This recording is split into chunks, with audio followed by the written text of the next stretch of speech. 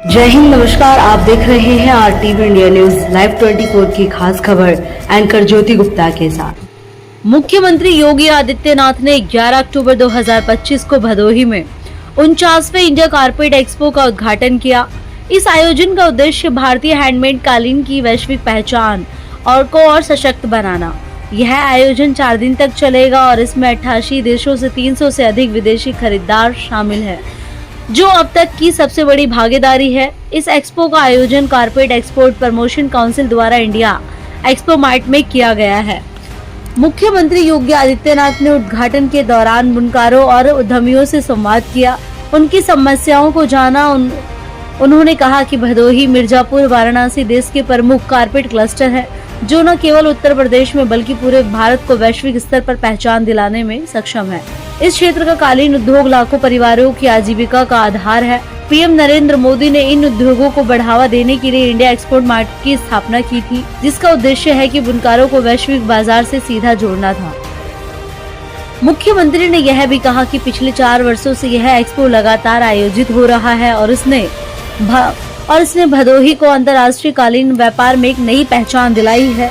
अब विदेशी खरीदार सीधे भदोही आते हैं और यहाँ के बुनकरों से व्यापार करते हैं, जिससे भदोही की व्यापारिक स्थिति मजबूत हो गई है।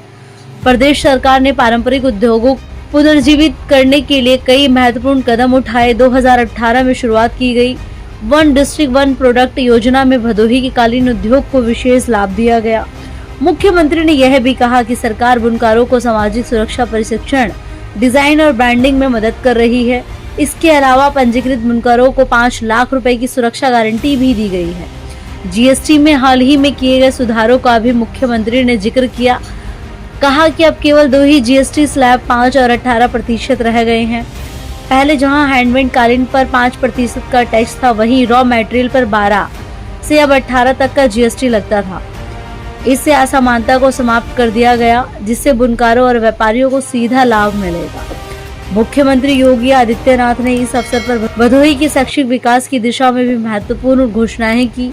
उन्होंने कहा कि काशी नरेश कॉलेज को विश्वविद्यालय के रूप में विकसित करने का काम शुरू हो चुका है। इससे क्षेत्र के युवाओं को उच्च शिक्षा और रोजगार प्रशिक्षण मिलेगा, जो कालीन उद्योग के लिए कुशल जनशक्ति तैयार करेगा। मुख्यमंत्री ने कहा कि भदोही की कालीन केवल एक उत्पाद नहीं, बल्कि यह भारतीय संस्कृति और परंपरा का प्रतीक है। यहाँ के बुनकरों की मेहनत, कला और कौशल ने भदोही को दुनिया भर में पहचान दिलाई है। एक्सपो जैसे आयोजन इस विरासत को और भी वैश्विक मंच पर प्रतिष्ठा मिल रही है। मुख्यमंत्री योगी आदित्यनाथ ने विदेशी खरीदारों और बुनकरों और आयोजकों का स्वागत करते हुए कहा कि यह आयोजन उत्तर प्रदेश को आत्मनिर्भर और भारत की दिशा में सशक्त बनाएगा। तो आइए रुक करते हैं भदोही की ओर, देखते हैं भारत की बात राजेश तिवारी के साथ।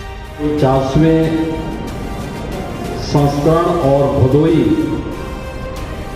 कारपेट एक्सपो के 4th संस्करण के कार्यक्रम में आज के समारोह में उपस्थित इस क्षेत्र के लोकप्रिय सांसद डॉक्टर विनोद बिंद जी, मान्य विधायकगण श्री दीनानाथ भास्कर जी, विपुल दुबे जी, जिला पंचायत के अध्यक्ष अनिरुद्ध त्रिपाठी जी, आज से भदोही में इंडिया कारपेट एक्सपो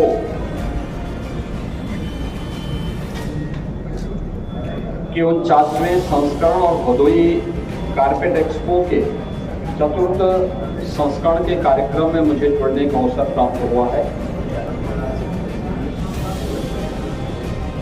मैं इस अवसर पर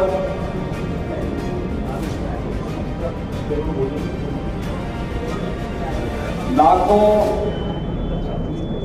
लोगों की आजीविका के आधार बने इस उद्योग से जुड़े हुए सभी स्टेक होल्डर्स का और जो भी इस इंडिया कारपेट एक्सपो में भागीदार बन रहे हैं, उन सबका उत्तर प्रदेश सरकार की ओर से स्वागत करता हूं। उत्तर प्रदेश का भदोही, मिर्जापुर और वाराणसी जो कारपेट क्लस्टर है, यह देश के अंदर कुल कारपेट मैन्युफैक्चरिंग का एक बहुत बड़ा केंद्र बिंदु